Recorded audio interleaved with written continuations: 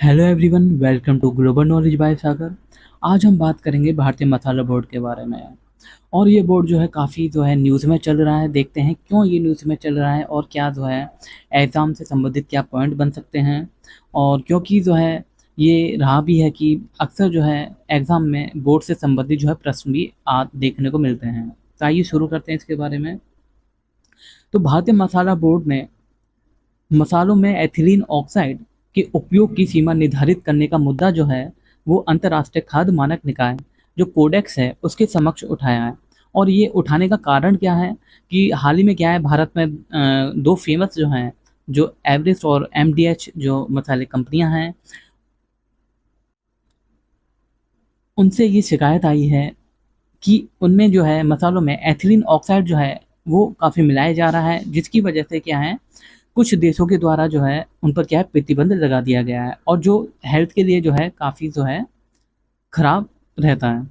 अच्छा जी, यहाँ पे अगर बात की जाए कि भारतीय कंपनियों के द्वारा जो भी हांगकांग है, सिंगापुर है, निर्यात किए गए जो भी मसाले थे, ब्रांडेड मसाले थे, उनमें ईटीओ संदूषण पाया गया, और जिसकी वजह से क्या है उन पर क्या है प्रतिबंध लगा दिया जाता है। और नेपाल ने भी क्या है इन पर क्या है प्रतिबंध लगा दिया गया। वहीं आखिर एथिलीन ऑक्साइड है क्या, जिसके बारे में बातें चल रही हैं। इसके बारे में अगर बात की जाए तो ये कार्बनिक यौगिक होता है जिसका सूत्र जो है C2H4O होता है। ये एक ज्वलनशील गैस है और गंध इसकी जो है वो मीठी होती है। पानी में ये आसानी से घुल जाता है।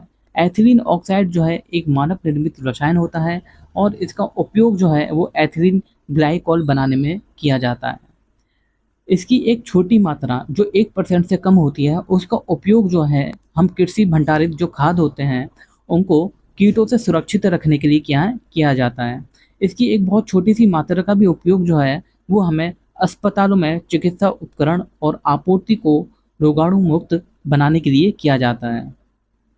वहीं और इसकी बात की जाए, अगर ये जो है निश्चित सीमा में अगर इसका आप उपयोग करते हो तो ये जो खाद्य जनित बीमारियों के प्रसार को क्या करता है, रोकने में सहायता करता है, और सूखे खाद्य पदार्थों को लंबे समय तक क्या है ये सुरक्षित बनाए रखता है।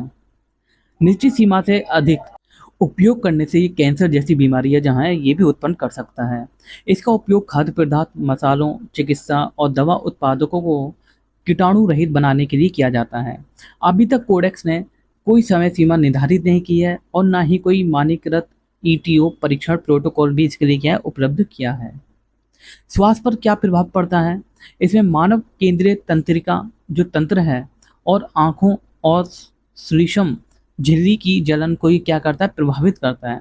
मनुष्य में एथिलीन ऑक्साइड के लगातार संपर्क से क्या होता है, आँखों, त्वचा, नाक, गले और फेफड़ों में क्या होती है, जलन होने लग जाती है। मस्तिष्क और तंत्रिका तंत्र को नुकसान पहुँचाने लगती है। साथ में कैंसर जैसी बीमारियाँ भी यहाँ से होने लग जाती हैं।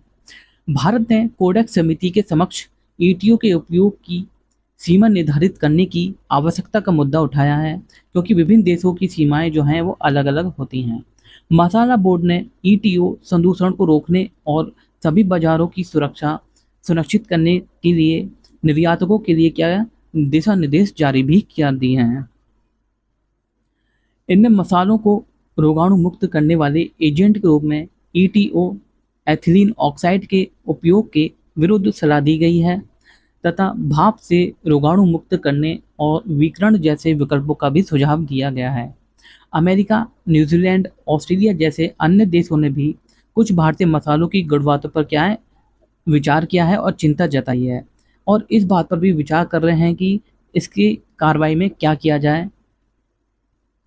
भारत की अगर स्थिति की बात करें, वही भारत जो है दुनिया का सबसे बड़ा मसाला उत्पादक देश है। सबसे बड़ा उपभोक्ता और निर्यातक भी भारत है।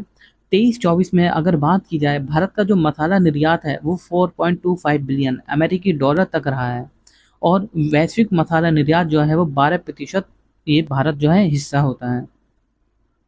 1963 से कोडेक्स प्रणाली नई चुनौतियों का सामना करने के लिए खुले तौर पर समावेशी रूप से विकसित हुई है। कोडेक्स मानव स्वतंत्र अंतर्राष्ट्रीय जोखिम मूल्यांकन निकाय या फिर खाद्य एवं कृषि संगठन एफएओ जिसको कहा जाता है, और विश्व स्वास्थ्य संगठन जिसको डब्ल्यूएचओ कहा जाता है, इनके द्वारा आयोजित परामर्श द्वारा प्रदान किए गए ठोस विज्ञान पर ये क्या होती है, आधारित होती है। भारतीय मसाला बोर्ड के बारे में जानते हैं। यहाँ से क्वेश्चन पूछना संभव हो जाता है। भारतीय मसाला जो बोर्ड है उसका गठन 26 फरवरी 1987 को मसाला बोर्ड अधिनियम 1986 के अंतर्गत इलायची बोर्ड 1968 और मसाला निर्यात संवर्धन परिषद 1960 के विलय से किया गया था। वाणिज्य विभाग के अंतर्गत 5 वैधानिक कमोडिटी बोर्ड के अंतर्गत आपका आता है। इसमें चाय, कॉफ़ी, रबड़, मसाला और तंबाकू के उत्पादन, विकास और निर्यात के लिए क्या होता है, जिम्मेदार होता है। यह 52 अनुसूचित मसालों के निर्यात, संवर्धन और इलायची के विकास के लिए क्या होता है, जिम्मेदार होता है। मसाला बोर्ड भारतीय मसालों के विकास और विश्वव्यापी प्रचार के लिए प्रमुख संगठन है होता है। बोर्ड भारतीय निर्यातकों और विदेशी आयातकों के बीच एक अंतर्राष्ट्रीय कड़ी के रूप में कार्य करता है।